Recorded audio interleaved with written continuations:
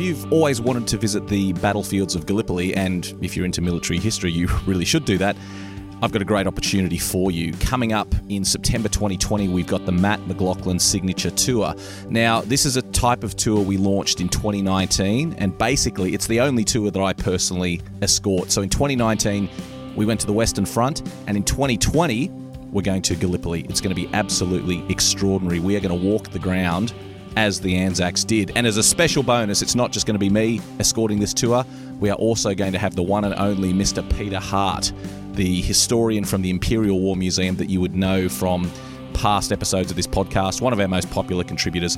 He knows Gallipoli better than anyone else, so he and I are going to be escorting this very special tour. So it's going to be brilliant. We'd love to see you there. It's really limited. We're only going to have 20 or 25 passengers on this tour, and it's been on sale for a couple of months and it's selling really strongly, so there's not many places left. If you would love to explore Gallipoli in the company of two historians who know it and live the story of Gallipoli, there's no better opportunity. This is a unique tour. We're not going to run it again. If we do, it will be many years in the future. So don't miss this opportunity if you want to come to Gallipoli and walk the ground with us. So it departs on the 16th of September 2020 from Istanbul. We spent some time in Istanbul, and then we're going to head down to the peninsula and bring your walking shoes, because we are going to get off the beaten track. There's hidden paths, there's trenches that have been revealed. We're going to walk the ridges and the gullies just like the Anzacs did, and we're going to get a unique perspective on this absolutely wonderful battlefield. I love Gallipoli. I can't wait to get back there. Come with me. Come on the Matt McLaughlin Signature Tour with the special guest Peter Hart. Departs, as I said, 16 September 2020 from Istanbul. For details, go to battlefields.com.au. A Living History production. This is the Living History Podcast, broadcasting live across the airwaves.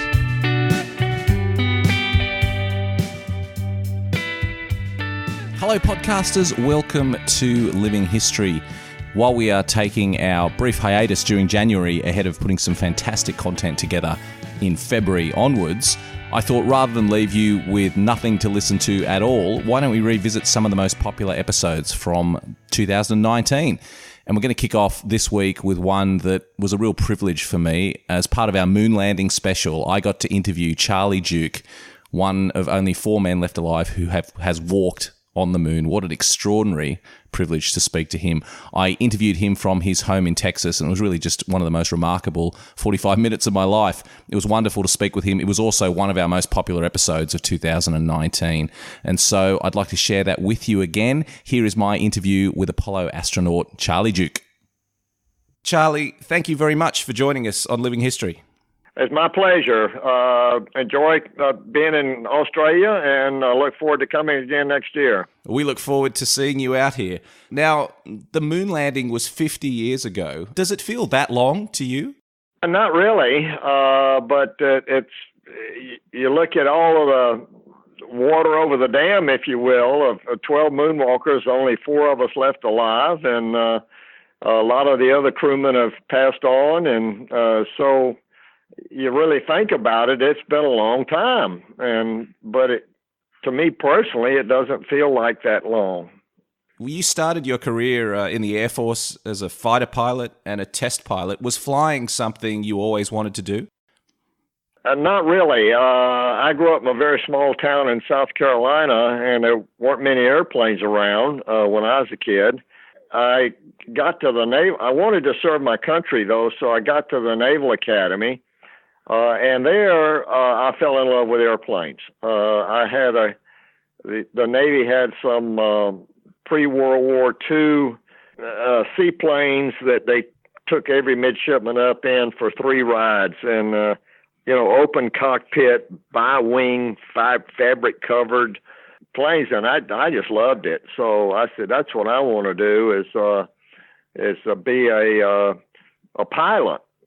And back then, you had a choice, naval aviation or Air Force. There wasn't an Air Force Academy back when I graduated in 1957, so I chose the Air Force, and it was the right decision for me. What was your favorite aircraft that you flew in during your Air Force career? Probably, it depends on the mission. In Germany, for 3 years, I was a fighter interceptor pilot. And the last 2 years, we flew the F-102, which was a really good interceptor. It had missiles internal and good radar. We sat alert and scrambled on 5-minute notice and on unidentified things coming across the Iron Curtain. And so it was very dramatic, and I love flying instruments, and we flew in all kinds of weather. So that was a nice airplane. Then when I became a test pilot, at test pilot school, we had the F-104 Starfighter, and that was really interesting. We flew it 2 really good missions. One was a zoom maneuver, we called it, and you could get it max speed at 35,000 feet and pull up and just let it go, and it'd get to 100,000 feet. And it was really exciting. And then we had another mission called low lift to drag. It was a steep landing approaches like the space shuttle ended up doing. So that was probably my favorite airplane at test pilot school. And how did you make the transition from Air Force to the space program? Well, I was still, when I was at test pilot school, I graduated in August of 1965. And in September, I saw an article in the paper that says NASA's having another astronaut selection, and it listed the criteria, and I filled every one of the criteria. So I had to ask my boss. I said, how do I apply? And so anyway, we found out, and I applied and got selected. So I was still on active duty in the Air Force when I went to NASA. So I was most of us were active duty military, but we never wore our uniforms. We always had civilian clothes on since NASA is a civilian agency. Was this in 1966 you joined NASA? That's correct. In April '66, there were 19 of us selected. 3 in my test pilot school class were selected. So, and we all got to go to the moon. I wasn't a moon. I was the only moonwalker, but the other 2 guys got to be what's called command module pilots. One on Apollo 15, one on Apollo 14. Just extraordinary. Was there a feeling at this stage, Charlie, that President Kennedy's deadline that he'd set for walking on the moon at the end of the decade, was there a feeling that this was going to be met by the people involved in the program? No question. I thought we got there, and we were moving well along. There were some hiccups, if you will, with the spacecraft, both the lunar module and the command module. But then in January '67, we had this tragic accident where the crew was killed in a test in the spacecraft. And that was a real shock and a real showstopper, if you will, for the program. But instead of giving up, NASA applied all of its resources. The astronaut office says, we're not giving up. We mourned our compatriots, and then we went to work, doubled our effort to make sure we finished by the end of 1969. 18 months later, a little bit more, October of 1968, we had our first Apollo command module mission, and that was Earth orbit to check out the vehicle. Then the next mission was 2 months later, or thereabouts, in December. Apollo 8 went to the moon, which I think was probably one of the boldest, riskiest missions NASA ever approved. Because once they launched to the moon, they were on everything had to work. They were not going to make it. And it's only the second mission on the spacecraft and the first mission where people were on the Saturn rocket. but everything worked great, and so we were on our way. And then 7 months later, in July next year, we landed Neil Armstrong and Buzz Aldrin on the moon. So we accomplished the goal with 5 months to spare. You mentioned that terribly tragic fire on Apollo 1 that killed astronauts Grissom, Chaffee and White. I've heard other people involved in the Apollo program say that in spite of that huge price to pay, in some ways it was a turning point for the good, because that changed everyone's attitude about safety and about how that program should operate. Did you feel that was the case after that terrible accident? No question. We started focusing on quality control. We had a very intensive review of our command module, and we ended up changing the hatch, changing some of the test procedures, changing the escape routes off the launch pad. And so it turned out to be a good for the program at the expense of the Apollo 1 crew. No question, NASA got more safety conscious and also quality control. You mentioned the other astronauts that you were on the program with. What was your relationship like with those other astronauts? Because you're all, high-achieving military men. Was there a rivalry amongst the astronauts, or was there just a feeling that we're all teammates and we're all in this together? I would say the latter, that we're all teammates and we're in it together. We were, I guess, competing for a certain number of slots, but there was no way to really compete. You just did your job that you were assigned, and if you weren't on a crew, you had additional duties. Not only were you training in geology and systems, NASA, how NASA worked, you were learning all of that stuff, and so out of your additional duty, people started getting selected. There had been 54 astronauts selected, and from before the fire at Kennedy until that next summer, we had 5 other astronauts killed in airplane accidents and an automobile accident. And then John Glenn had retired, Scott Carpenter retired. We had people medically grounded. So the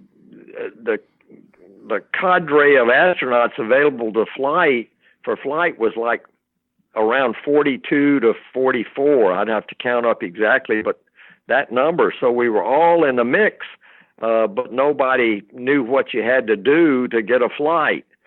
There was no test, no fill in the blanks. You do this and you get a flight.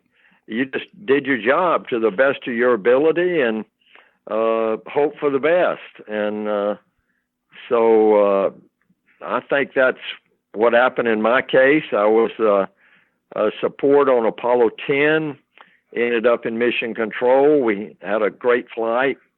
I was mission control on Apollo 11 during the landing, and after that, I was put on a backup crew for Apollo 13, which meant back then from backup crew to flight crew was 3 flights later. So that's what happened. I flew on Apollo 16. So Apollo 11, the famous one, we're celebrating 50 years this year. Tell us about your involvement in that, because you were Capcom, weren't you? The capsule communicator in mission control during that landing. So everyone would recognize your voice, even from this podcast, because those famous words that will live on in history, you were the voice from mission control in Houston. What was it like in that, particularly that 13 minutes, that descent, when they began their descent to the lunar surface? What was the atmosphere like in mission control during that 13 minutes? I think it was confident tension. it got more and more tense as we continued the descent because these problems kept arising. There were 4 that I remember that could have been showstoppers, really. First one was the communications. We kept having communication drop out, and one of the mission rules was after, let's say, 30 seconds without data, you were supposed to call on abort. So we kept losing data, but we regained it, and then we'd lose it again. This was early on in the descent. We finally got that figured out, and then we started having computer overloads, alarms, and when I saw that, my heart basically stopped and said, we're losing a computer. You needed a computer to land according to the mission rules, so it was going to be an abort.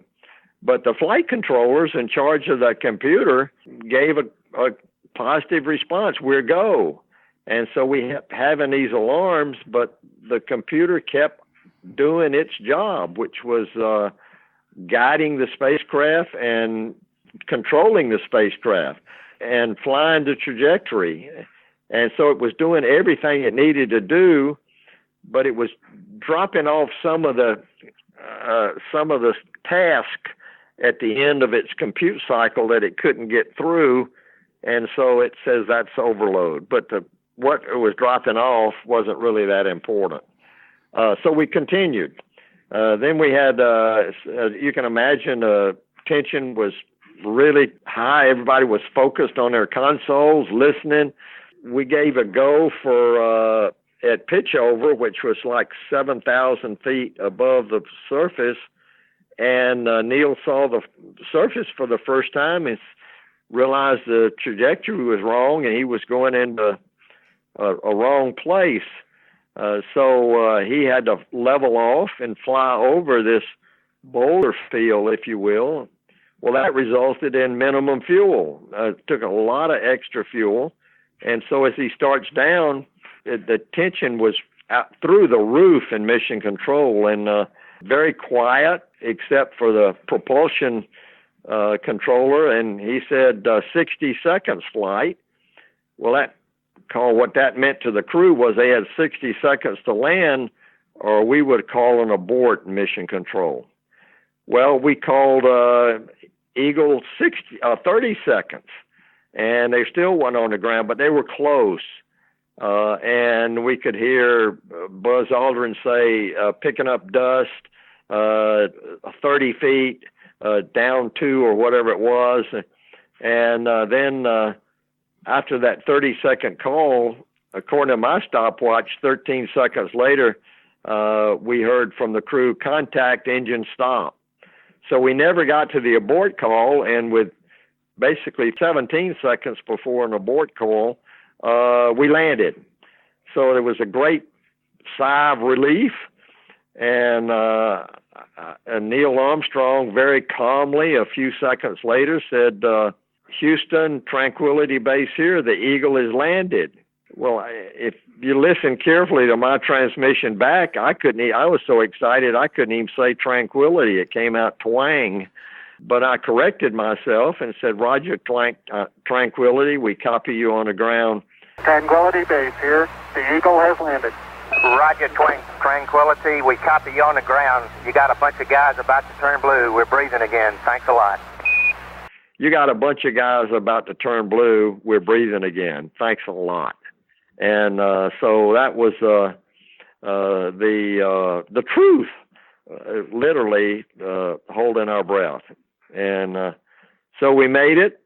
Had we gotten to the abort call at the altitude they were above the moon, Neil Armstrong had the prerogative to continue the landing. That was because that abort call was really with 4% fuel remaining, if I recall. And so that was enough to bring you down from 20 or 30 feet to a successful landing. Fortunately, we never had to make that decision, and we landed within limits and within mission rules. You describe all the problems that Apollo 11 was having as it came in, and from the accounts that I've read and from what I've seen about it, it was very difficult. It was, things weren't quite going to plan. How good a job did Neil Armstrong do in landing that spacecraft in those difficult conditions? I would say I'd give him a grade of 100. He did great, managing to level off and fly over inhospitable terrain to find a place that looked satisfactory. He made the decision, started down. It was just cool control and Buzz Aldrin also. But I think Neil was a perfect choice to be the commander of the first attempt. He was one of our most experienced test pilots and had a lot of experience. He'd proved his mettle on a Gemini 8, which was out of control due to a thruster stuck on it. He managed to recover that vehicle and land safely. So I was pleased to see him make the first attempt. But there was no guarantee that Apollo 11 would be the first attempt.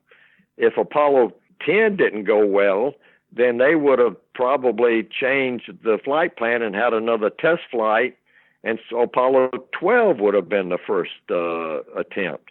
But Apollo 10 went so well, the commitment was, let's go land this thing.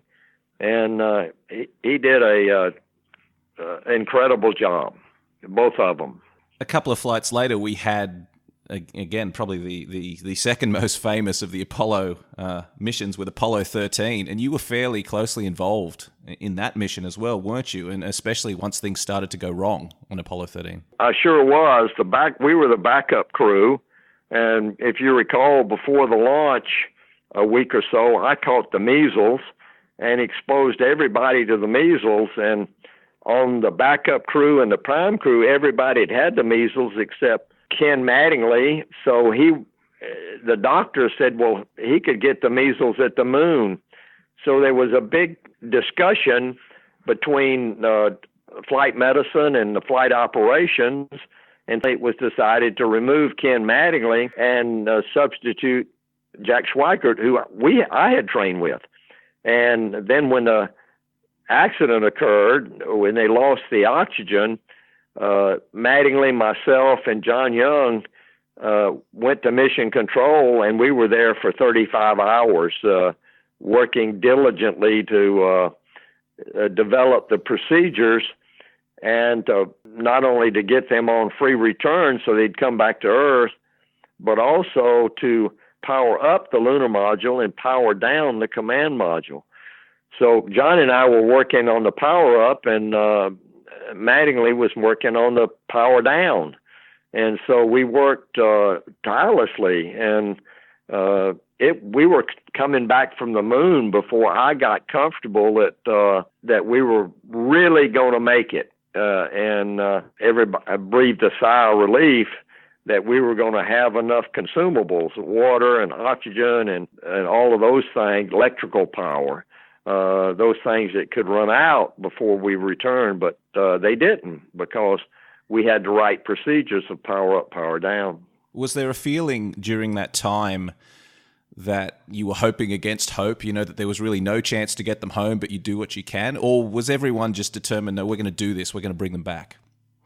I think the first couple of hours, there was, I wouldn't say a hopelessness, but we were in a dire situation. And we got to do something quick to make sure this thing lasts. And the lunar module was in really good shape, but we had to power it up. And now we had a lunar module. That lunar module was designed for 2 guys for 3 days. Now we got three guys for 4 days. How do you make it last? That was the big effort for the first 30 or 40 hours after the accident. And as the longer we went in the recovery time, the more confident everybody became that we're going to have enough stuff. And I guess it was about a few hours after we rounded the moon and started home, which still was probably 70 hours to go. I was confident that if mission control didn't make a mistake and the crew didn't make a major mistake, we had enough stuff, oxygen, electrical power, water, to get us back. And so things then developed into survival mode for the crew and for us. But we managed it right. And the last few hours before reentry, we had never powered down a command module, and it was not designed to power down. And so, is it going to power up right? And so, you saw Apollo 13, that maddeningly powering up that command module with minimum power usage was really critical. And he and all the engineers did a fantastic job. You mentioned that movie, Charlie, Apollo 13. Was that a fairly accurate representation of what was happening during those days? It's probably one of the best space movies I've seen about Apollo. Tom Hanks and Ron Howard were stickler for accuracy, and so it was. I thought it was real good, really accurate as far as the technical side goes. One thing, of course, was that when they were in mission control in the movie, they were always the same people. But that's not true. We cycle crews, flight control crews through on a regular basis, and so there were more than those people in the movie that were responsible for the recovery. But the spacecraft was, and all of the space flight scenes were actually zero gravity. They were in the back of what we call the Vomit Comet, making this movie. And there were a few little technical glitches, but it was not anything important. And in fact, a couple of the glitches, what they had technically, made it easier for the audience who were not technical to understand what was going on. Moving forward to your mission where you walked on the moon, Apollo 16, where do we begin? I won't ask you anything as inane as what was it like to walk on the moon, because I'm sure you've answered that question many times. But what I'm interested in is, did all the training you'd done, all the communication with the other astronauts who'd been to the moon, all the knowledge that NASA gave you, did that prepare you for the experience of being on that massive Saturn V rocket, of blasting into space and then eventually landing and walking on the moon? There's no question about it. We debriefed not just us, but every crew and every astronaut sat in on the debriefing after every mission. And we spent a couple of days, as I recall, asking questions, and they were briefing us about this system, that system, and this needs to change and that needs to change. We listened to every crew on the moon about problems with this tool and that tool and this experiment and that experiment. And so we kept modifying things as we went along.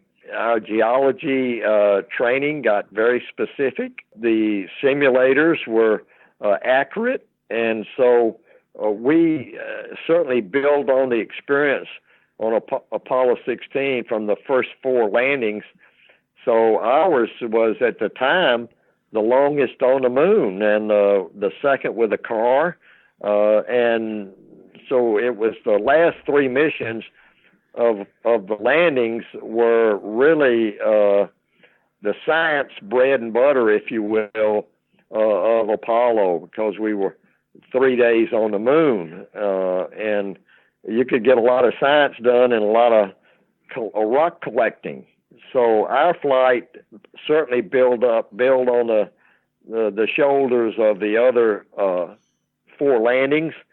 We learned all about the peculiarities of the Saturn rocket, that it was each one had a different basically vibration signature. And when we lifted off, even though I knew it was supposed to shake, it was shaking so much I thought there was something wrong. But it was just the character of our vehicle. We were on trajectory, mission control, your go, and John Young saying we go, and and so even with the shaking on the first stage, we shut down right on schedule. And on the first stage and the second two stages took us into orbit. And the third stage, we reignited and on the way to the moon. So we didn't have any problems during the ascent, Earth orbit phase, and then translunar injection. When we separated and turned around to retrieve the lunar module, that looked like we had a fuel leak in the lunar module. There was these, looked like fireflies floating away, a whole lot of them. And so we turned on the television and let Mission Control look at it. And so we changed, after we docked up and got on our way, they wanted us to go over and power up the lunar module to see if anything was leaking. And so we did, and the lunar module checked out perfectly. So we continued our mission. And we didn't find out what the hell that was until we landed on the moon, and I got outside and went around to take a picture of this area of the lunar module, and what it was thermal paint peeling off. It either was applied, something happened to cause it all to peel off, and those flakes were just tiny bits of paint floating away. So we had a good lunar module. You mentioned that you spent 3 days on the moon. I think that's just extraordinary because you landed on the moon in 1972, and less than 3 years earlier, when the first landing took place, Apollo 11, they spent less than 3 hours on the moon. Well, we didn't have 3 days outside. We had 3 days on the surface, but most of that was spent in the cabin, in the lunar module. We were actually outside a little over 20 hours, which was scheduled for us. The Apollo 11 was on the moon, I think, a little less than 24 hours. They were actually outside 3 hours, and they only had one excursion. We had 3. So Apollo 15, 16, and 17 designed their flight plan on the moon to have 3 excursions, 3 rest periods. So we divided up the 72 hours into 3 24-hour chunks of time. Charlie, we're all really familiar with that absolutely famous audio of the final 13 minutes of Apollo 11 when they descended onto the moon. But could you share with us your experiences on Apollo 16, on that moment when you began to descend and touch down on the moon? We had a lot of confidence that mission control tracking was accurate. The engine fired precisely. We had a lot of backups to make sure that we were on the right trajectory and everything performing. We had a major problem in the command module, service module. The main engine, the service propulsion system, was to be fired on the backside of the moon for him to change his orbit, and we would then the next hour we were scheduled to land. But he had a problem with the main engine. There was one of the control loops was out. So now we're down to one control loop, and according to mission rules, that's an abort. Come home. So you can imagine the disappointment John and I had at that point. And but as we came around from the backside, mission control looked at the data and they said, stand by. At least they didn't say, come home right away. And so it took them 2 orbits. And finally they said, well, we know what's wrong. We can't fix it, but here's a workaround. And so now we got 2 systems, and they said, next time around, you guys go for landing. So, yahoo, we were so excited. And so 6 hours behind schedule for us, we touched down into Descartes Highlands. It's just such an extraordinary experience, obviously, going to the moon. You're one of a handful of people who've had this incredible experience. Just what parts of that mission really stand out for you, Charlie? What were the highlights, the bits that will always stay with you? Well, the liftoff in the Saturn was certainly dramatic.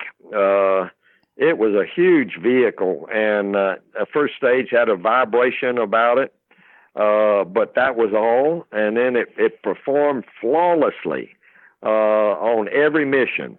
So that was unique. Then the first view of Earth as we started out to the moon was this jewel of Earth of blue and white and brown, just hung up there in the blackness of space. And We were about 32,000 kilometers away at this point, and you could see the whole circle of the Earth. And out one other window, you could see the moon, but you don't. It was just the rest of the space is just black. You with the sun shining out in space, which is all the time, you don't see any stars. So you're looking out into the blackness of space, and there's the Earth hung up on nothing, and there's the moon, and everything else is black except where the sun is. It's a velvety black. It feels like you could reach out and touch it. It's so vivid. What was that moment like, that first glimpse of the lunar surface as you went into lunar orbit? I mean, you were seeing the moon closer than just about any other person on Earth had ever seen it. What was that moment like when you got up close to the moon? That was another dramatic moment.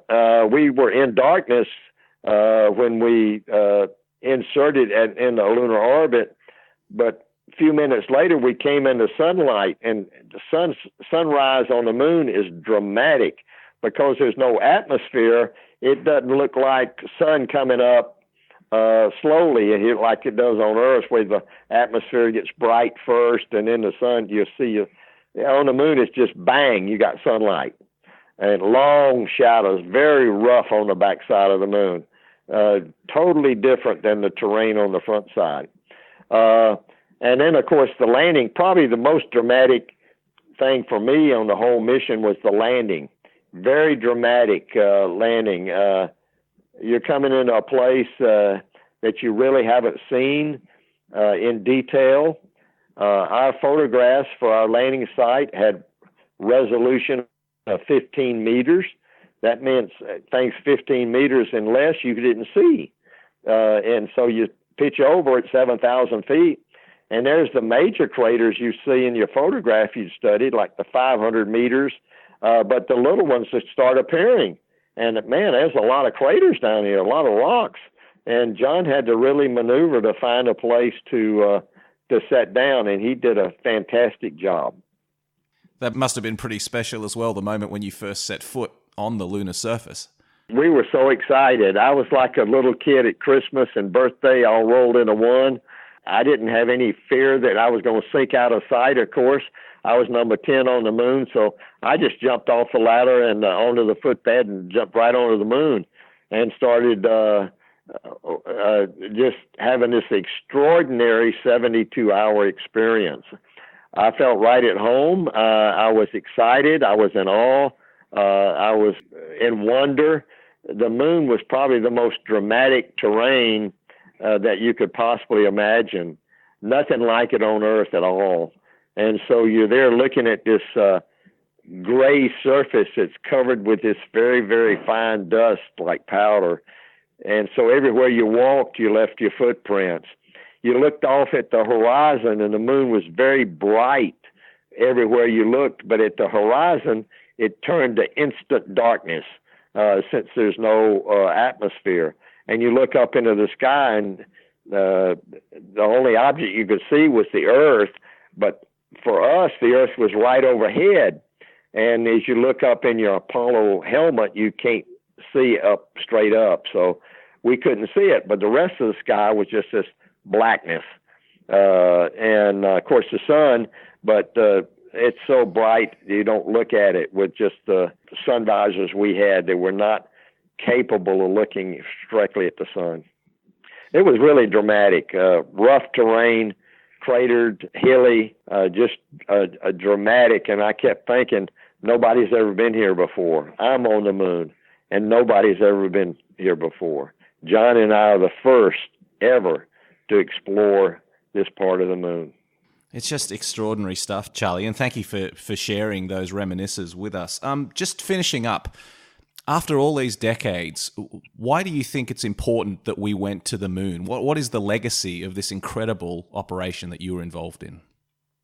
Well, as President Kennedy said, it was going to challenge the resources and the technology and the engineering capability of the United States. We wanted to win the space race with the Russian to restore our technological leadership, if you will, in the world. And it turned out that the technologies that would rooted in the space race were very important for the economy of the United States and now the world economy. So it was a good investment, not only in our economy, but in our 400,000 people employed. It was a tremendous inspiration for our country to do this and to prove our mettle, if you will, that we can do this. And so that carried over throughout Apollo, and I see that being birthed again. Let's return to the moon, and hopefully within the next decade we'll return to the moon, hopefully with a lunar lander. So we're looking, our administration is seeking a return to the moon, and so hopefully we can get Congress to fund it. And that they would have the forward outlook and the enthusiasm that the administration of John Kennedy and others back in the Apollo days had, and we can reach out to the moon again. I think it'd be very challenging. There's a lot of interest in our young people to study engineering and science and math and the technologies that it takes. I see I'd make a lot of talks, and I see a lot of interest in our younger generation. In 2017, NASA had another selection of astronauts, and they had 18,000 applications. So there's not a lack of interest in the millennial generation in space. Well, I think we all agree with you. There's just something so wonderful and so magical about this idea that we can go into space and head to the moon. Charlie, thank you so much for sharing your memories and your thoughts about this, because it's been a great honor to speak to you, and just thank you very much for being involved. I'm glad it worked out and we had good communications. God bless and have a great day.